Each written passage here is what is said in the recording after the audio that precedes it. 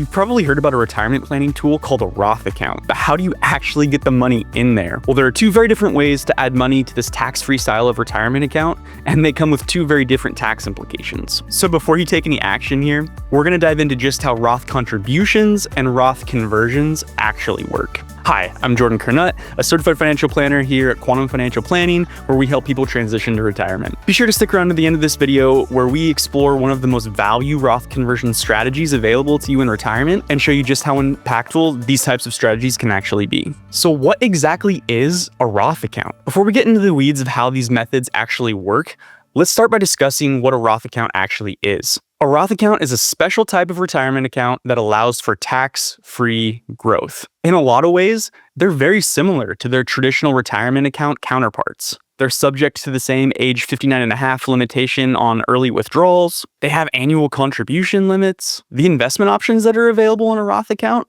are exactly the same as the investment options that would be available in a traditional IRA account. They both have income phase outs, although we do have the possibility with a Roth to do a backdoor contribution. But the big difference here is how the taxes work. Roth accounts work in the inverse of traditional retirement accounts, meaning we give up the tax benefit on the way in exchange for tax-free withdrawals on the way out. So now that we have a better idea of what a Roth account actually is, let's talk about the scenarios where we can actually put money into it. And as mentioned, there's two very different ways that we can do so: Roth contributions and Roth conversions. Roth contributions consist of money you have earned.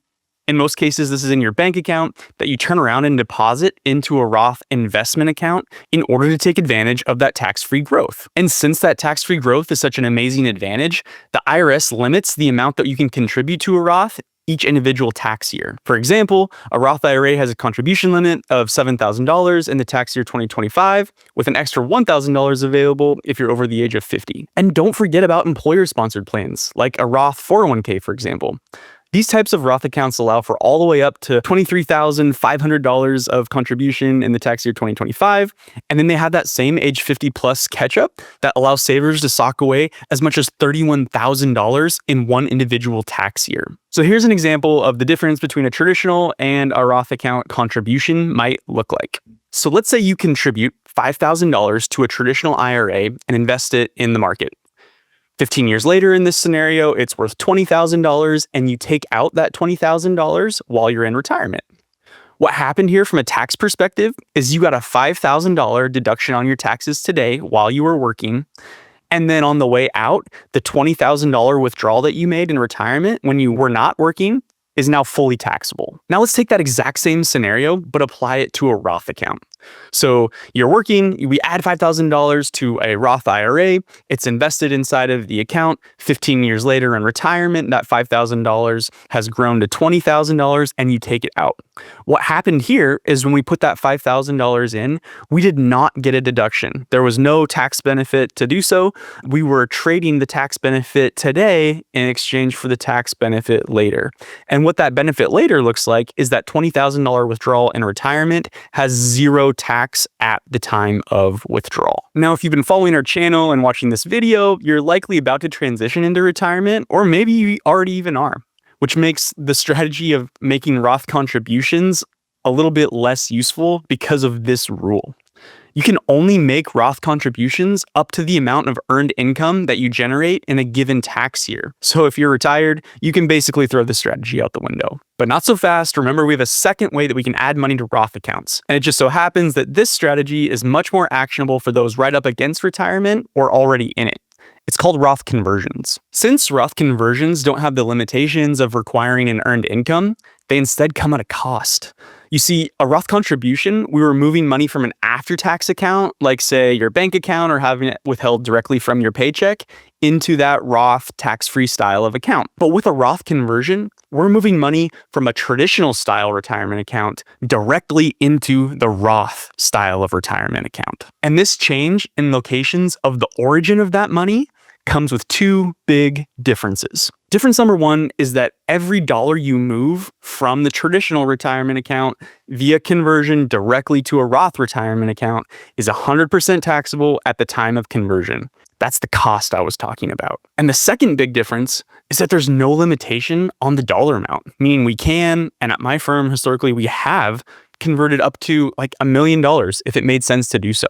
Now, you might be saying, Jordan, the whole point of why I wanted to put money in this Roth account in the first place was so that I could save on my tax bill and pay less in taxes. And now you're telling me you want me to pay more in taxes? Well, yes, but strategically. So let me explain. When we're working with retirees on tax optimization, we're most concerned with their lifetime tax bill. And the thing about your lifetime tax bill is it's split up into many, many unique individual tax years. And in most instances, you will experience many different marginal income tax bracket rates as you transition from your working years into retirement and later in life. And this fact is where the massive advantage of systematic Roth conversions lies, by taking advantage of the down years to smooth out your tax rate over time. Let's take a look at what this might look like in our tax planning software. So we're going to dive into the tax estimate in this mock scenario for a married couple filing jointly, ages 50 and 49, and take a look at what their effective tax rate is expected to be all the way from today until the end of their lifetime. As you can see, in their working years, they're in the highest tax rate that we expect them to be in for the rest of their lives.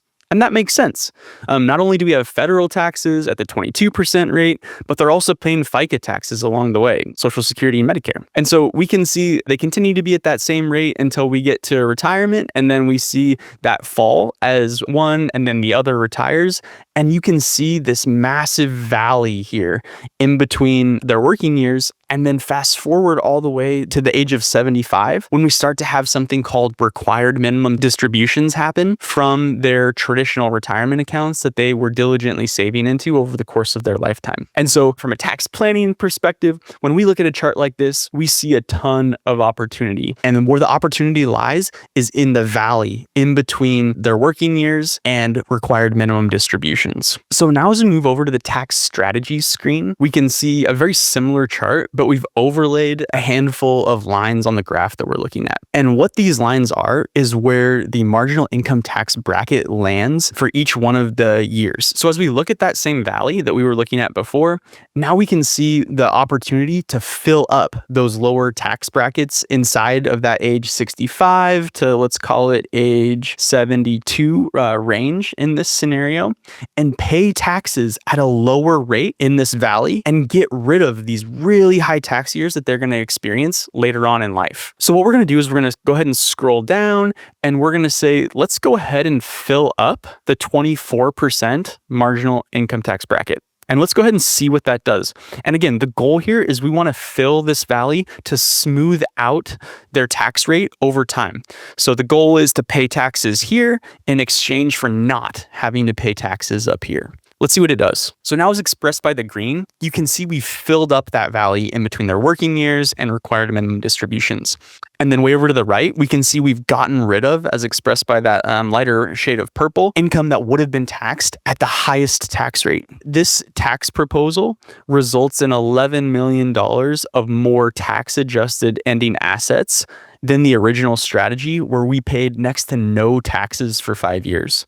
So don't get me wrong, this would have felt really good for 5 years for this couple to not pay hardly any taxes for a 5-year period, but they would have paid for it towards the end of their life. So via proactive tax planning, what we can do is go ahead and suck back some of this income that they would have experienced later at the highest tax bracket and suck it back into the low tax brackets that they experienced between the ages of 65 and 75. So that's what we're shooting for when we're looking at your lifetime tax bill. Yes, I care about what you pay in 1 year, but I'm even more concerned about what you're going to pay over the course of your lifetime and making sure that we're taking advantage of opportunities in and around retirement. So there you have it. The big difference between Roth contributions and Roth conversions is where the money comes from, either after-tax dollars that you earn or from dollars that you already saved and have accumulated within a traditional retirement account. And while both options for adding money to your Roth accounts can be valuable, those who are transitioning to retirement or already in retirement are largely limited to using a systematic Roth conversion strategy,